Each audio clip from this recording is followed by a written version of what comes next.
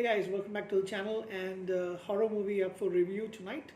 The final movie that I'm doing tonight is Paranormal Activity Next of Kin. Now, I have done a review for the first three Paranormal Activity movies, and even though I've seen the next three, I'm going to do this one out of sequence, I guess. But yeah, never mind. It happens sometimes. Because I did a rewatch for the first three films, and the first three movies are the ones I kind of like. Um, Especially the first and the third, and the second one on my first rewatch I kind of liked a lot as well. So those three are pretty good. After that, it kind of goes downhill for me. I didn't really enjoy the other ones that as much, which is probably why I've not rewatched them since. But yeah, this one is a very recent one, came out in 2021, so last year.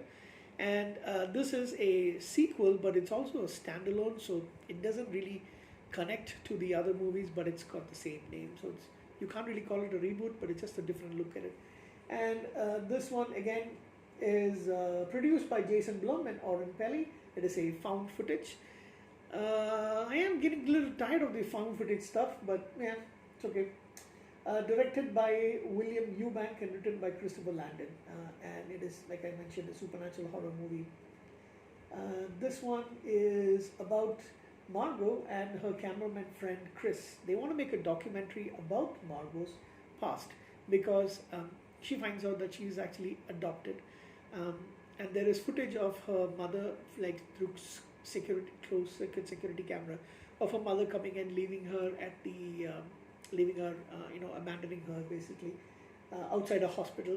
The baby is taken and later adopted. But she wonders why her mother, whose name was Sarah, decided to do such a drastic decision, right?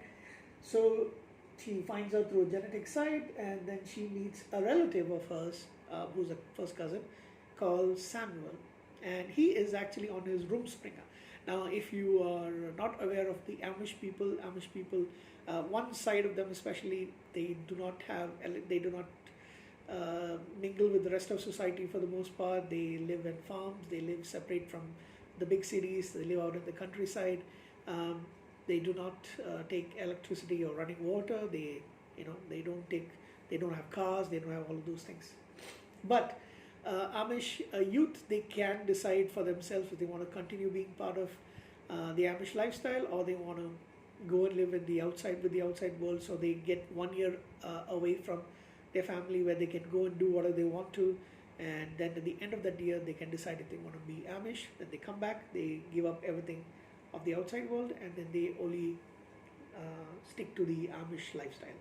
So Samuel is on his room springer, and he meets up with Margot and Chris at a restaurant, and then he decides that he wants her to come and meet the rest of the family.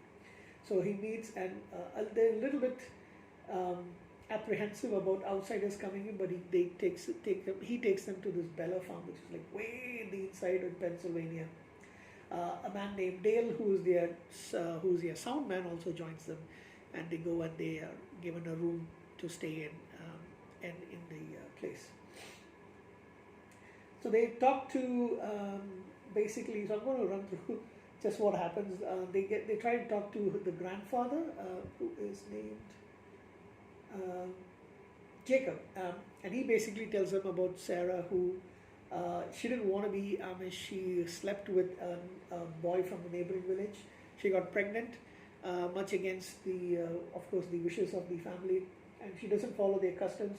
So they wanted to give her out to an adopted family, but she instead took her own decision and went and left Margot, the baby will later is named Margot. She left at a hospital, and she is now assumed dead. They find a church, which they didn't realize there was a church over there. They try to go inside, but Jacob stops them from going in. So this kind of gets a little bit of a creepy feeling as to something's going on. Margot also runs into kind of a spirit in the attic above their room, above their bedroom, and lets him to think that something funny is going on. They sneak in and find that the family goes and does a strange ritual in the barn, in which there is a newborn two-headed goat, and they sacrifice him. And they realize that they are not Amish after all. They are actually pagans who are worshipping a demonic figure known as Asmodeus. Sorry, they're not pagans. They are kind of like demon worshippers, and that's the basic thing. So they, escaping from them, they go into trying to find out, or they go to a deep tunnel where Margot is attacked by a creepy looking creature, which is basically Sarah, her mother, who's been possessed by Asmodeus. And then she attacks them. She attacks her and Chris. They run away. She killed Sarah as Asmodeus basically kills Dale and attacks the two of them. She does stop a little bit because Margot calls out Sarah and Sarah's name, and then the creature kind of stops. The hideous looking creature, by the way. That was the only part that was actually scary, when they were being chased by Asmodeus slash Sarah. And she managed to get the upper hand and kills the creature, pushing her down the well, and is killed. However, when they try to get back, basically they realize that it's they find out through the internet that they are not Amish, and they are actually demon worshippers, according to the myth. I'm reading out from the Wikipedia page here because I can't remember this by heart. There's a Norwegian village of Beskita. They've suffered a massacre believed to be caused by Asmodeus. So they trap the demon inside the body for women, and the demon can still be passed from mother to daughter in the bloodline. So Margot is actually next to the bloodline, and she's supposed to be sacrificed. However,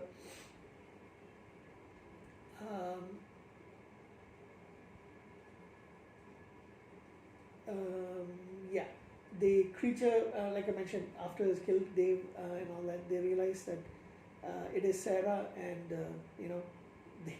they try to escape, but unfortunately, Asmodeus is now free and wreaks havoc on the Bel Air farm, killing all the residents, possessing a couple of people. Margot and Chris do try to escape, but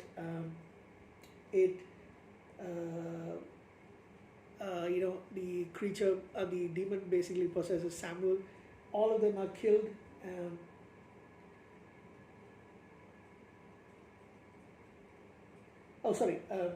Margot and Chris do manage to escape from there, and they flee the farm. But Samuel is possessed. When a couple of police officers arrive at the screen, they can hear a child crying in the barn. When they go and look, they can actually see Samuel, and the crying is actually coming from him. And then he is basically possessed by Asmodeus. He kills the officers and then takes the car and leaves. Basically, in one of the cop cars, and that thus ends the movie. So I don't know if they're planning to make any sequels to this. It is a departure from the previous movies, but overall, the last 20-25 minutes is exciting. From the time that they get to see the creature and all that stuff is exciting. Up to that point, I was bored.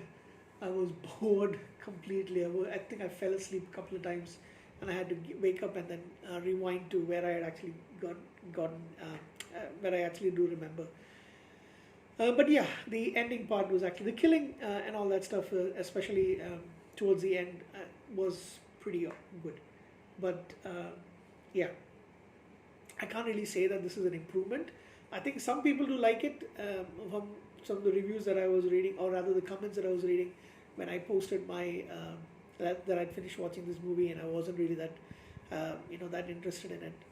Some people seem to like it better than the. It's like a different kind of approach. I'll give it a grudging 7 out of 10. I could watch it once again, but it's going to be at the bottom of the pile right now. Okay, that's it for the movie Paranormal Activity Next of Kin. That's it from me. Good night. So I shall see you again pretty soon. Bye-bye.